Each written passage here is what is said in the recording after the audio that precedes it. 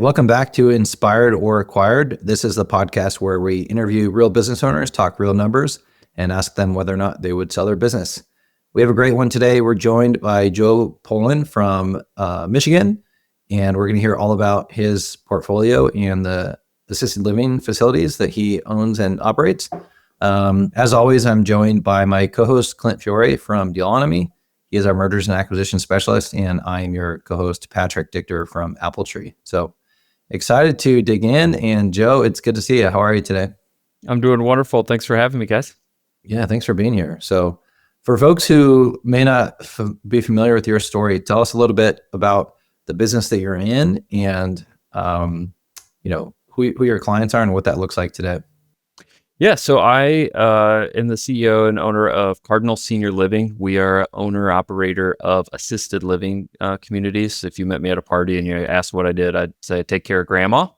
Our average resident's 87-year-old widow. She'll live with us. This is roughly the last 2 to 5 years of her life. We take care of all 9 assistance in daily living tasks that she may need, anything from bathing, feeding, queuing, and then safety. We say our values at Cardinal are care, compassion, dignity, and safety. We operate private pay communities, so we don't get paid by Medicaid or Medicare.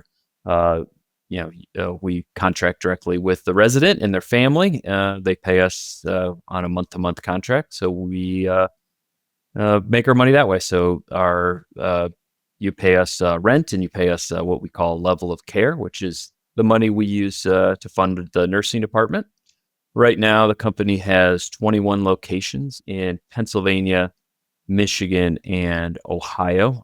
Each of those locations will take care of anywhere from 60 to 160 elderly residents.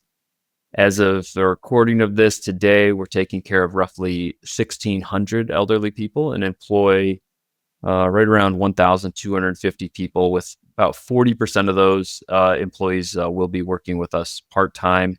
Revenue of the company is around 120 million today, and we're actively growing with a goal to eventually get to 60 locations in those 3 states.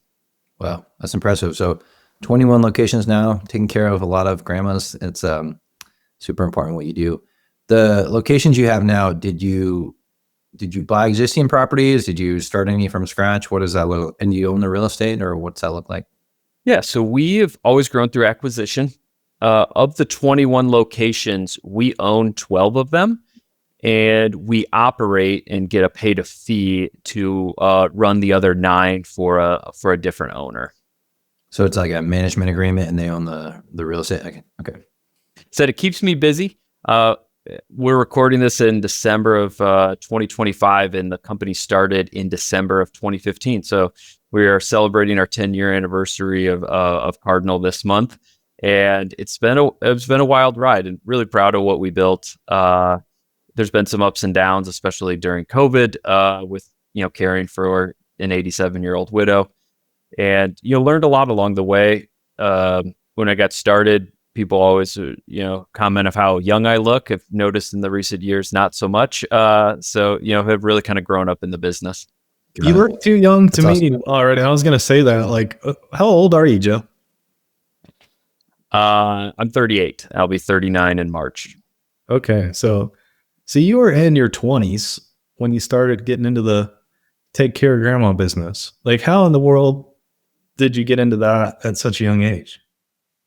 So I'd always wanted to be an entrepreneur. My father's not, no one in my family are entrepreneurs, but had always really looked up to the business owners in town who'd sponsor the little kid, on my baseball team. And I had a few friends whose families own their own business. And ever from a young age, I knew I wanted to do that. When I was in high school, I started a t-shirt printing business. I was making shirts for the AP Chem class and the class t-shirts and all of that, and actually was able to make enough in high school that I was able to pay for my first 2 years of college. When I was in college, I was buying single family homes and renting them out to college students. By the time I graduated high school, I had 10 houses that I would rent to college kids. That was I graduated high school in 2005. So I got kind of caught right at the end during the great financial crisis.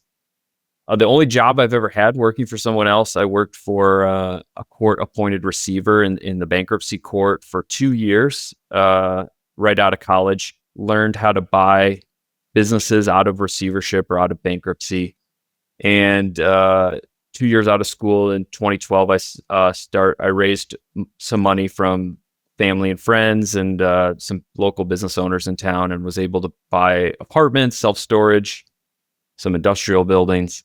Had kind of a crisis of meaning in 2014, and was like, I'm not sure I was put on the planet to rent self-storage units. Nothing against self-storage, but the business plan was pretty much find a hoarder to rent an apartment or rent a self-storage unit, and then get them to sign up for auto pay and raise their rents in February in Michigan because they'll never move out. So I sold my self-storage in 2014. That was the first big check I ever got in my life, first exit I had.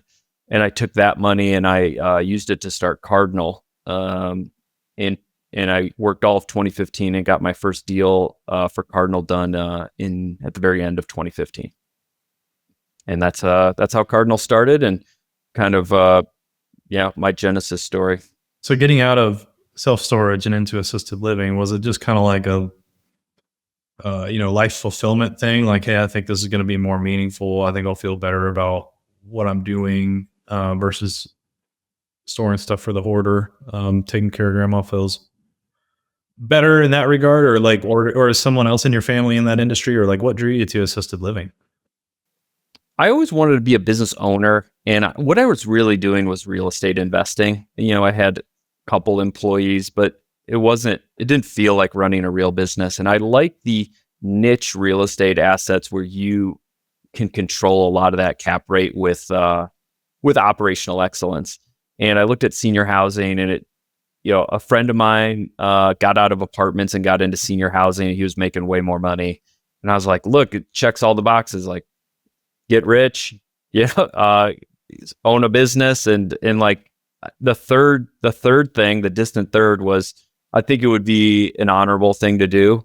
After getting into the business, that third thing like is a real deal. And I maybe it's getting older, but it's something I've been really drawn to, and I think it's important. All four of my grandparents lived in assisted living. One currently lives in an assisted living, and when they were looking, I actually had resources and expertise in the space, and was able to help them and help other families,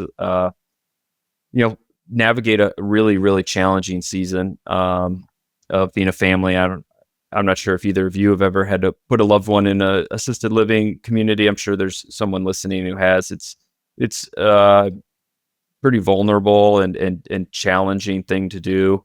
And if it's done well, it can really help people. So, and if it's not done well, it can be absolutely horrific. So, I'm kind of inspired each day by the people I work with of trying to help families who are in this, difficult season. I've been through that a couple times with family, and growing up, my mom worked across the street. In a small town in Colorado, she worked at the nursing home like across the street. So we were always like going over there to visit, and she definitely she was more accounting function, but she loved the senior people there, and she was always walking us through there. But I imagine it's even more crazy when these are distressed properties, right? Like is the level here tell us about that. If you're buying a distressed property, does it mean they have a capacity issue, or like they is the care decent? So the way to make the highest ROI is you got to buy the most distressed, and you got to turn it around. And that's how I kind of cut my teeth. That's how I got started. We acquired buildings that were in deep regulatory issues. There was huge staff issues. Everything. If it was wrong, it was wrong. If it could go wrong, like these, they go wrong. And a lot of people would pass on these. Most people pass on these deeply distressed assisted living communities. But when you're getting started and you got to stretch the dollar, like that was the route I took. So we would buy deeply distressed, 40% occupied communities with regulatory challenges and roll up our sleeves and get them turned around. In the early days of Cardinal, when I would go to the buildings, I would actually sleep in the buildings. My wife and I've, spent many a night in an assisted living building, getting to know the third shift, getting to know the weekends, and, rebuilding the culture of these businesses from the ground up on all 3 shifts, all 7 days of the week. And when you get it rolling and you get it working, you can really have a dramatic effect on the net operating income of these buildings. And then they're ultimately real estate assets and valued on a cap rate, which is a pretty attractive multiple once you get them turned around. And then the federal government has some really advantageous lending options through the HUD, through the Housing and Urban Development. So when things go well, they can go really well. When things go bad, they can go real bad. So, if anyone out there is ever thinking of investing in senior housing, it'll either be the best investment you made or it's going to be the worst. Like it's a barbell thing. And if you look at my portfolio and you take out the top half buildings, you think I'm the worst operator ever. And if you take out the, bottom quarter, you think I'm the greatest operator ever. So, we've definitely experienced that as real estate owners of, when it's good, it's real good. And when it's bad, it's real bad. So, a bit of caution to anyone out there who's thinking of getting into senior, who've chased the higher cap rates. If you're up for it, like what are some of the most common moves in the playbook to turn it around? Is it, this place has 60 beds and only 40 of them are occupied, we need to increase capacity? Or is it this place is overstaffed and it's owned by a big corporation and the overhead is too high, or they have the wrong type of caterers, or like what does it look like to turn it around? It really all problems and all solutions start with the staff in the building. The issue is the buildings that are poor performers. They don't have enough money to pay top rates to the staff. They have to take residents that are harder residents to take, which top staff don't want to go work for low wages and hard, long work. They also attract the worst staff to the building, so the best people don't want to come work with, the retreads of who can't get a job anywhere else. The reputation of the building's bad, so the best residents don't want to, move in there. The hospitals don't want to refer to that location. So, when it's bad, all these problems compound on themselves. But if you can fix the staffing and you can get the best caregivers and most importantly the best executive director in place, you can start turning that. And it's the most important thing is your reputation in the community, but it's a very, very difficult thing to measure, which makes it a very hard thing to chase when you can't measure it. But when you get it done, you can take buildings that were bought for $2 million and they're worth, $25-30 million. And it can really, really work out. And back in 2015, we were just a manager. I had enough money to start Cardinal, but not enough to actually buy these assets. So we operated for other people, and we did a great job on those 7 buildings, ultimately exited those, and I got a promote on those back in 2022. And then I took some cash off the table, but rolled most of it into starting what I call Cardinal 2.0. We raised outside capital for Cardinal 2.0. I rolled in my promote from the previous transaction. And currently, this new Cardinal 2.0, we're charging as hard as we can to get to 60 buildings responsibly, regionally focused in the Midwest. Got it. Congrats on your first exit. And I think it says a lot that you're willing to, reinvest a lot of it back in. So if I heard that right, the first time you were operators, you didn't own the real estate, and now with this second go round in the fund, you're trying to buy the real estate each time as well, if you can? Yep, that's correct. So we've closed on 12 buildings since 2022. So we've had quite a bit of growth in the last 3 years. Hey guys, we want to take a quick break from the show just to tell you about our companies that make this happen. My name is Patrick Dichter and I own Apple Tree Business Services. We do accounting and tax nationwide. So if you own a small to medium-sized business, we'd love to help. And we can also do financial due diligence for any acquisitions. You can check us out at appletreebusiness.com. And speaking of acquisitions, this is Clint, your co-host. My company is called Dealonomy. You can find us at dealonomy.com. We are on a mission to just make it 10 times easier to buy or sell a small business. If you're a buyer, you probably feel like finding a good business to buy is like searching for a needle in a haystack. We have created the Needle Store, where you can just go find a great business that's turnkey, ready to purchase, with banks ready to lend on it. Go find you a good one. Go buy it at dealonomy.com.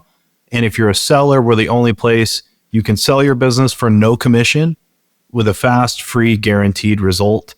And so it's very innovative, easy button for buying or selling a business. Hope you join us at dealonomy.com. All right. Thanks for supporting us. Now back to the show. So you're a serial acquirer. You're at 21. You want to get to 60. Joe, I want to get personal with you, man. You mentioned your wife stayed with you in some of these facilities in the early days. And how long have you been married? Just celebrated 14 years marriage. We have an 8-year-old little boy named Jack, and it's the three amigos, all three of us. It's in December. We're doing Santa Claus here. I think it might be our last Santa Claus year. But trying to balance the world of an entrepreneur, trying to grow with also being a dad and being a committed husband, and it sometimes does feel like there's not enough hours in the day to get everything you want done. So prioritizing a big part of what I think about. I'm not sure I've gotten it right all the time, but with the company in multiple states, I travel a ton. I think this year, there's only 2 weeks I wasn't at least one night on the road. So the career I've chosen and the business I've chosen to build does take me from home quite a bit, and so there's certainly personal sacrifices that come along with building the business in the way that I decided to do it. And what's your wife's name? Claudia. We met in Nicaragua. She's was born and raised there. She actually went to the same university that I did, and we met. And got married when she finished her master's program, and she's been awesome. She came from an entrepreneurial family, so I think she understands a little bit of the life of an entrepreneur and the effect it has on the family, and it's really a family affair, building the business, as I'm sure both of you can relate to.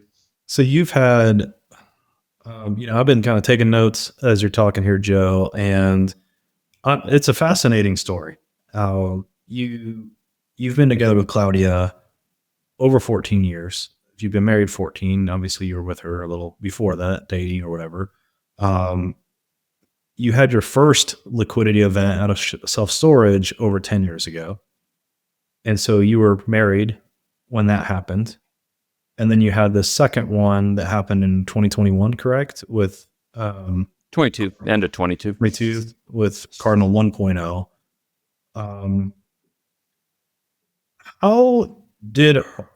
How did you and her approach those decisions to get out of self-storage? And then this one that happened in 2022, that's really what we're trying to get to on this show. It's called Inspired or Acquired. Because we're trying to figure out, what's inspiring you to keep going and growing. When I think about your story, I'm like, man, you've had 2 liquidity events. I'm assuming they were getting successively larger. and then you've got this growing portfolio. You've turned around several facilities, and that can be, very strong in wealth generation. When you take one out of distress and you get it operating properly, you can flip those and make good money right now. But what is inspiring you to go from 21 to 60 versus saying, you know what, let's just have liquidity number 3 here in 2026 instead, and then I don't have to travel and I can be with Jack and kind of be on easy street watching, helping him grow up and being there every night. And like, how do you approach those decisions on a personal level with your wife and your family, the first 2, and how will you approach liquidity event number 3 someday? So a couple of things to unpack there. And one story I wanted to share, because I've talked about this with a lot of other business owners who've had large liquidity events, especially the first one. And you've worked so hard for this. You've dreamt about it your whole life. And I remember I got the email at home. I'm in our kitchen, and the hay is in the barn. Like the cash, it's closed and the money's there. And I was just like, looked at my wife and I'm like, it's in. Like, we did it. And she's like, "Oh, that's nice. I think it's garbage day, so don't forget to." Right? And it did not. She thought I had thought I achieved some milestone, that somehow I'm different now that I, more or less, champagne was going to fall from the ceiling and fireworks. Yeah, and I've heard this from many business owners who've got that first big check. They thought, their spouse is going to carry them around on their shoulders, and it's like, all right, like, I'm keep doing what I'm doing. And it really kind of surprised me that I thought everything was going to be different, and the reality is like garbage still had to go out on Thursday. And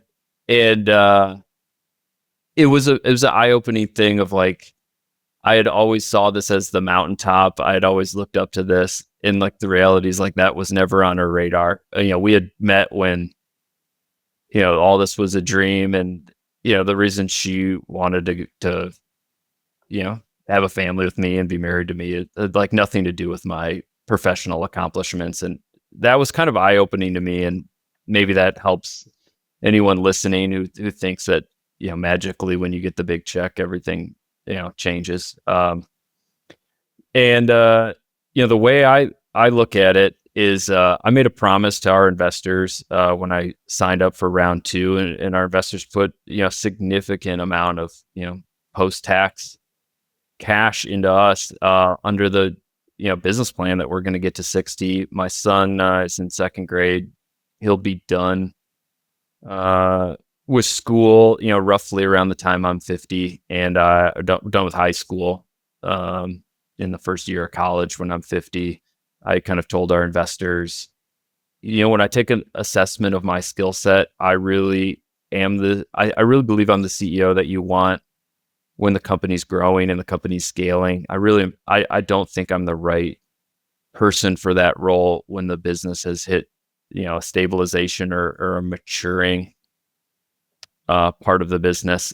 So I don't think I'll stick around as CEO post hitting our growth goals. And I would like to work as hard as I can over the next 12 years to build the business, give it everything I have, and what happens. I can only control my input. And that will be it for me, entrepreneurship wise. My wife, other people kind of look at me and they're like, there's no way you'll ever give it up. I think they're wrong. I guess time will tell. But yeah, that's my story, kind of like behind the scenes, a little bit of what it's like, what it was like for me to get that first, really large check. It was more money than, anyone in my family had ever got before. What would be considered life-changing. And, the next day, it still had to make a peanut butter and jelly sandwich and still made breakfast and took the dog for a walk. And so, yeah, I wish I would have heard that when I was a lot younger from someone who had got there. But I don't know if either of you have similar experiences. I've heard similar from other guests. That's, I guess, what's fascinating to me is you've had 2 liquidity events, and the second one sounds like it was life-changing type of money that was bigger than anyone in your family had, got before. So you're essentially changing your family tree, doing this really neat stuff at a young age, and then you decide to raise money and go, and then you put a significant amount of what you received back into Cardinal, into 2.0, right? Yep, exactly. And so, like, I guess I was asking you, like, what was in your head saying, like, you know what, this was cool, babe. We crossed this huge milestone, but I think we should do this again, but bigger and better, and raise more outside capital. And I'm going to commit, 12 plus years of my life to serving these investors that put up this money. Like, what made you make that decision? Like, what was kind of the driving force behind that decision to kind of double down, reinvest, and go for another run here? I've kind of always lived my professional life with like only one goal at a time. So when I was in college and I was a freshman and I bought my first house, it just kind of like it was clear to me that I was like, my goal is to have 10 houses by the time I graduate college. And I remember telling that to a professor, told it to my dad, and I thought they would be like thrilled for me. And they were like, I remember my dad's like, dude, don't tell people that. And like my professor was like, there's no way you're going to have 10 houses by the time you, well, that makes no sense. And it really kind of like tripped a trigger for me of like, oh, it's on now. And I was able to do that. I was able to have 10 houses by the time I closed on my last one a couple of days before graduation. And the feeling of being proud of yourself and achieving a goal that's hard to do really it really is the greatest feeling for a lot of people is that feeling of pride in yourself. And then I set the goal to have $10,000 a month in passive income. That seemed kind of crazy at the time, and was able to accomplish that. I had set a goal after that of owning my own private plane, which was insane. And I went and got my pilot's license and was able to buy a couple airplanes. And now, I mean, my goal is to build $1 billion company. Like, I want to get the equity value of Cardinal to $1 billion. It's kind of an insane thing to say. It like didn't quite make any sense, and that's what I'm going to do. And I want to do it by the time I'm 50. And like, that's something that would be, it's kind of scary and hard, and it's but if I can do it, I know that will mean a lot to me, knowing that, not the money part, but knowing that like I really tried something very hard that was going to take a decade plus to be able to accomplish. It require every skill set that I have, and I'll have to develop some skill sets and get better at some things. There's going to have to be some luck involved. I mean, but that's kind of how I orient myself professionally, and yeah, that's what I'm working on. It sounds like you're wired for challenge, and you're knocking out these goals that seem far-fetched at the time, but then they come true. And this was kind of just a natural outgrowth of that, or a progression for you of like, you know what, I'm still young and too young to, stop chasing big goals here. So I'm going to set a really big goal that's going to take me longer to hit and see if I can do it. So it's almost like you love of the game kind of thing, just like, or like you like doing it, don't really need it, but you want it, and it gives you some, I don't know, excitement, inspiration, calling, to pursue this lofty goal, the $1 billion goal. Yeah. I feel like I'm really like anchored to Grand Rapids, Michigan for the next 18 or so years next I guess, 10 years, because of I want to give my son stability. I mean, I don't want to raise him traveling around the world and being on vacation all the time. I've tried being on vacation longer than 2 weeks, and it all kind of feels like the same day. So if I'm going to be having to live a routine for the next 10 years, like, why not go all out and give it everything I have, and see where the chips fall. That's awesome. That's a big goal. So roughly, would 60 facilities like hit that goal, or would it be? Yeah, 60 facilities is going to be roughly a $5 billion portfolio. Obviously, a lot of that's, you carry a lot of debt on that, but I think that will roughly, get us to where our equity values is around $1 billion. Wow, got it. So going from 21 to 60, let's talk a little bit about deal sourcing and due diligence. When you look at new potential acquisitions, can you give us a little bit under the cover of like, what does financial due diligence look like, or what does operational diligence look like when you size these up and try to underwrite them?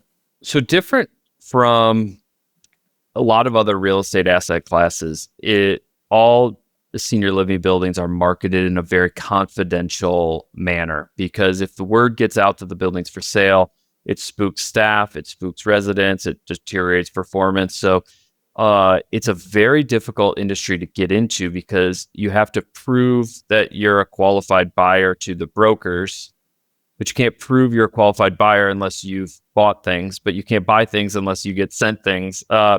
So it can be a tough asset class to get into and to get access to deal flow. And what often happens is the sellers are trying to be as secretive as possible and selective as possible, so that the word doesn't get out there for sale. So you have to develop a relationship as someone who closes, someone who does what they say they're going to do. And then you would get kind of that deal flow from brokers. There's a lot of brokers who specialize in the space. It's a small community, but the dollars are pretty big in senior housing compared to like multifamily, which obviously the dollars are huge in multifamily, but it's a giant world. Multifamily is. So typically the way it works, we put an offer in today, actually. So we put an offer in. The seller is going to review all the offers on Friday. We'll hear back before Christmas of next steps, which would be setting up a tour. They'll probably select 3 groups to tour. We'll tour sometime at the beginning of the year. They'll do final and best on the LOI end of January. And then typically you have 45 days of diligence, financial diligence, and then you got 30 days to close after that. So in diligence, you can pay companies to do the diligence for you. I never have, and I don't see a scenario where I ever will. I go walk every single unit. I go actually resident by resident, file by file, review every lease and match it to checks, which is, kind of got to make sure that what they're saying, how many people live there and how much they're paying in rent is actually how much they're paying in rent. And then all the violations and everything with the state are all public records. So obviously we search those and make sure that the licensing is in good standing. And then you review all the HR files. We do asset sales. So all the employees become our employees day one. So we don't carry any of the liability of anything before day of transaction. But the dollars are big because of their real estate transactions. I mean, us community, the communities we are bidding on are 50 million plus per community to acquire that community. But ultimately, it's a service business. 70% of the expenses are related somehow to labor. So understanding what the labor rates are and their staffing schedules, how many hours per resident they're running, these types of things are what you're really looking at in diligence. Got it. That's super interesting. We had a HVAC guest on here, and he was like, I don't really care what their financials said. He's like, I want to know how many customers are in their customer list. Because he's like, I can turn that $2 million in sales and $400K in SDE, HVAC business into $6 million because we can market to their customer base better. Is there something like that for you where you're like, I'm not quite keen on historical as much as I am on I kind of share a similar sentiment to that business owner, which is like, I don't really care what they did over the last 12 months, but I'll tell you, the bank sure does, is lending on the transaction. So, we do dig into their T12 and kind of normalize it. And a lot of investors in our space, especially banks, are very interested on going in cap rate. I personally think that's not really the most important number because that's how much the previous owner made. We have to look at a building and we got to layer our operational model on. And sometimes, a lot of times, we layer our operational model on and we run higher expenses than the previous owner. So we've got to underwrite to our model. And brokers will always fight for higher prices. But a lot of times, what people will do is they'll prettier up for sale. They'll run the staff meaner than you should. They'll try to get ad backs for training and all this. And you're like, dude, everyone is 70 to 90% turnover. Like, you don't get to add back training. Like, we're always going to be training. We're always going to be hiring. Like, we're always going to be flipping rooms. I'm like, those aren't ad backs, my man. So, there's a little bit of that, but you really have to understand your model and what model you're going to put on the building. Mistakes I've made in the past on acquisitions is looking too much at the previous owner's operating model. And then I go in with my operating model and I'm like, oh, shoot, I'm running this, more expensive than the previous owner. Like, I think I overpaid a little for it. So that's what I was going to ask. So you mentioned the bottom quartile of your portfolio right now would look terrible. Do you think those are going to improve given enough time? Or like, what have you learned from that bottom quartile where you're like, okay, now that we own this one in Erie, Pennsylvania, we know that that's a dog because of XYZ reasons, Well, they better improve. I mean, like that's it's the 80-20 rule. I mean, those 4 buildings are 90% of my time is spent on those buildings. And our best buildings, I tell the administrators once a year at the annual retreat, I was like, yeah, you haven't heard from me. It's not because I'm not working or anything. But you're killing it. And I call it the eye of Sauron, like just like it will go to where it needs to go. And if your building is in the eye of Sauron, it. But that's the business. You got to get those turned around. And ultimately, there's no such thing as a bad building. There's only the wrong leadership in place. So, unfortunately, you got to really dig in there and make some tough decisions. And almost always the issue is the team, the leadership team there is not working in a cohesive manner, and you got to figure out how to get them all on the same page, singing out of the same hymnal. And sometimes that means you got to switch people out. Sometimes it means you got to give them a hug. Sometimes you got to give them a kick in the butt, and that ultimately is where art meets finance, there of trying to get in and get these buildings figured out. Okay. We've mentioned 60 buildings. We've mentioned $1 billion equity value. We've mentioned 50 years old as all kind of like things you're thinking of. What if those all don't perfectly align on your 50th birthday, Joe? This is one of the questions I had was like, would you pull the lever and step down as CEO, sell your stake or whatever, if you just hit 50 and you were at 50 buildings, or would you keep trucking to 60 buildings? Or like which one of those metrics is like your hard stop, or do you have one? Is it the billion valuation? Is it your age and the age of Jack, or is it the facility count, or like what of those is most important to you? I would love to say, it's the family side of it, but the day the check is $1 billion is probably the day. Like there's what I wish I could say. There's like what I wish I could answer, and then there's just the knowing myself there that it's like that was the goal I set, Yeah.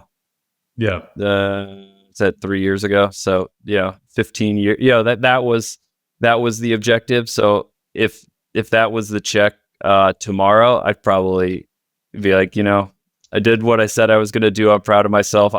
Honestly, when I said it, it kind of scared the bejeebies out of me. Honestly, sitting here saying it out loud on a public forum is kind of scaring the bejeebies out of me. And like that. Did your fundraising deck show that, or was there a time horizon on the fund, or? So we raised long-term patient family office capital, and we specifically went and looked for people who had very long time horizons, and looked for a structure that ultimately could result with me being able to retire from the company as opposed to having to sell the company. So that's that was a lot of our thinking in place there.